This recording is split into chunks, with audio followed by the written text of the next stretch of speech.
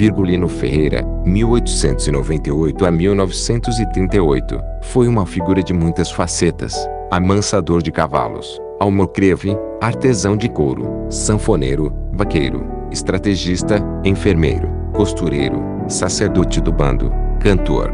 A estes múltiplos predicados, focalizados pelos estudiosos, faz-se preciso acrescentar uma outra face do cangaceiro, a de poeta ou versejador. Essa habilidade do bandoleiro é notificada por algumas fontes. Uma delas, o folclorista Luiz da Câmara Cascudo, 1898 a 1986, assegura que Lampião fazia versos. O veso poético do cangaceiro também é registrado por Bitatugueiros, 1894 a 1957, oficial das Forças Volantes, implacável perseguidor de Lampião. Ele informa que, desde cedo, aos 13 anos, Virgulino Ferreira já tirava versos. Adulto, no cangaço, continuou tocador de sanfona e versejador, poeta. Diz o Bitatugueiros, nas horas de lazer Lampião escrevia versos que também cantava acompanhado com a sua sanfona. Do êxito poético de Lampião ainda dá notícia a professora Aglaé Lima de Oliveira, estudiosa do cangaceiro por mais de 20 anos. Diz ela que, já na adolescência, Virgulino namorava as musas, tocava sanfona, organizava repentes, era poeta, dedilhava a viola, compunha versos. O legado poético de Lampião ainda não foi reunido. O material conhecido é formado de 4 textos. 2 deles foram colhidos e editados pelo Major Bitatugueiros. Os 2 outros, pelo Coronel Felipe de Castro. 1981. Os 4 poemas não possuem títulos. Podemos chamá-los pelos seus versos iniciais, leitores sendo possível, para minha infelicidade. Editados por Bitatugueiros, e não sei como a te compare. E dos combati o mais forte. Editados por Felipe de Castro.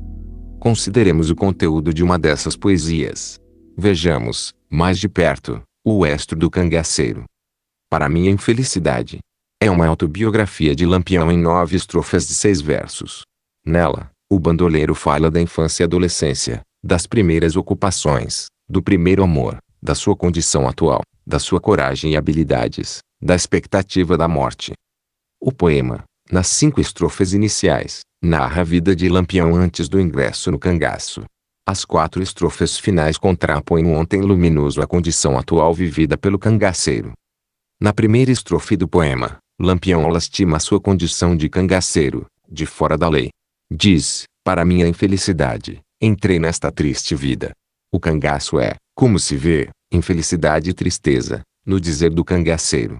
Ressoa aqui a ideia de sina, o ingresso no banditismo como uma fatalidade imposta pelo destino, pela imperiosa necessidade de vingança. Prosseguindo o relato, segunda estrofe, Virgulino diz que, ao lembrar da infância, seu coração bate e chora amargamente. Os ensinamentos recebidos do pai e da mãe são relembrados por Lampião, terceira e quarta estrofes do poema. Da mãe ele diz ter recebido carinho e ensino religioso, me ensinou a rezar. Também com ela Virgulino aprendeu a todos muito respeitar. Já o pai lhe ensinou a trabalhar no campo. De fato, conforme os biógrafos, Lampião exerceu trabalhos agrícolas, pecuários e comerciais na infância e adolescência. Na quarta estrofe, Lampião relembra os seus propósitos na infância, que ser um homem de bem viver dos meus trabalhos sem ser pesado a ninguém. Note-se, nesses versos, a ética do autossustento através do trabalho pessoal.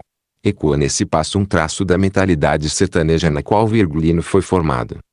Ainda neste passo, Lampião recorda um ofício por ele exercido antes do ingresso no cangaço: fui almocreve na estrada. Isto é, foi transportador de mercadorias no lombo de animais de carga. A menção não é invenção do bandoleiro. Foi ele almocreve antes de se tornar cangaceiro. O fato é atestado por seus biógrafos e alguns testemunhos de época, gente que o conheceu antes dele ter abraçado a vida de cangaceiro. Vale ainda lembrar que almocreve foi ofício muito comum antes do predomínio do transporte rodoviário, na segunda metade do século XX. Antes dos caminhões, as mercadorias, no sertão, eram transportadas no lombo das alimárias. Foi era dos tropeiros ou almocreves. O coronel Felipe de Castro noticia que Virgulino, antes de ser Lampião, foi almocreve. Informa o militar baiano. Aos 17 anos mais ou menos, o Virgulino saiu para ganhar a vida e foi trabalhar como almocreve, transportando couros de Uauá para Pedra, Delmiro Gouveia. Não foi longa a carreira de Virgulino como almocreve. Com 22 anos, larga esse ofício e ingressa no bando de Sinhô Pereira. No poema que considerado também há lugar para Lampião revelar um episódio amoroso da adolescência, tive também meus amores. Valendo-se de uma batida metáfora, escreve: amei uma flor mimosa, filha lá do meu sertão. O poeta ainda ressalta o seu propósito, à época, casar com a flor mimosa. Sonhei de gozar a vida, bem junto à prenda querida barra quem dê meu coração. Sobre este amor juvenil de Virgulino temos notícia circunstanciada fornecida pela sua biógrafa mor, a já citada professora Aglaé Lima de Oliveira. Num capítulo intitulado Lampião Apaixonado, a autora menciona o namoro de Virgulino com Rosa, uma morena da Ribeira. Ele a conheceu na igreja de Ribeira durante uma festa de encerramento do mês de Maria. A paixão foi imediata. À época, Virgulino tinha 19 anos e Rosa 16. O namoro não evoluiu, mas Virgulino conservou a lembrança do seu primeiro amor.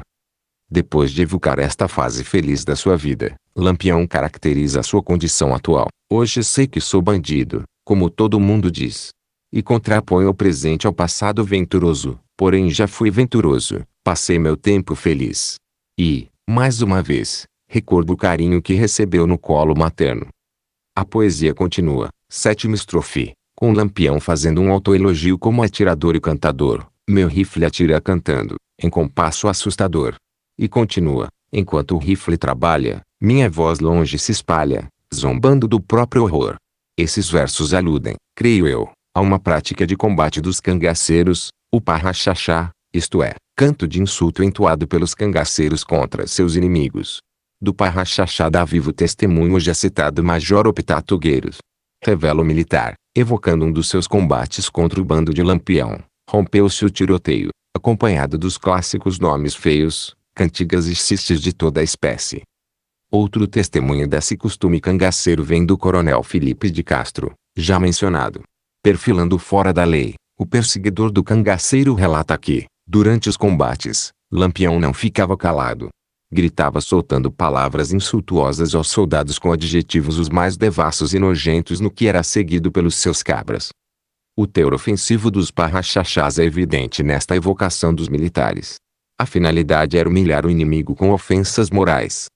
Nas estrofes finais do poema, oitava e nona, Lampião manifesta a consciência da morte iminente. Também se vangloria da sua coragem em enfrentar de peito, e do trabalho que tem dado aos gestores públicos. Vou dar trabalho ao governo. Por fim, ele revela um desejo: morrendo num tiroteio, sei que morro satisfeito. Um verso da oitava estrofe parece indiciar que Lampião conhecia algo da mitologia grega. Falando da sua morte, declara: enfrentarei o balseiro. Isto é, o condutor da barca. Teríamos aqui uma alusão ao Caronte. Na religião grega antiga, Caronte é o condutor da barca que leva os mortos pelo rio Estige até os infernos, o reino de Plutão. No dizer de um perito, incumbia a Caronte a tarefa de passar as almas do Aqueronte para outra margem do rio. Que não se estranhe a hipótese de Lampião ter alguma noção da cultura clássica.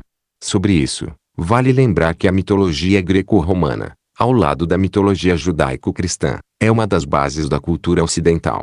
Também é oportuno lembrar o hábito de leitura de jornais e revistas, cultivado por Lampião e atestado por diversas fontes coivas. Além da leitura de periódicos, o cangaceiro também era leitor de cordéis. Alguns deles deplorando, outros louvando seus feitos. Quanto aos cordéis, devemos lembrar que os autores destes textos são verdadeiros intermediários culturais, fazendo um liame entre a alta cultura e a cultura popular. Fiapos da cultura clássica, assim, chegam aos ouvintes por meio dessas pontes. Outro possível canal por meio do qual Lampião travou contato com a ideia do Caronte são os almanaques populares. Esses impressos tiveram ampla difusão no Brasil do século XIX e das décadas iniciais do século XX. O exame aqui esboçado parece evidenciar alguns pontos. O principal deles é, a meu ver, patentear mais uma dimensão do cangaceiro, a de poeta. Outro ponto é mostrar que Lampião, ao lado da brutalidade, também possuía sentimentos muito humanos, o amor aos pais e a nostalgia do amor juvenil e a elevada autoestima. Por fim, o texto mostra o quanto Lampião estava imerso no seu universo cultural. Foi, em grande medida, um sertanejo do seu tempo e do seu contexto.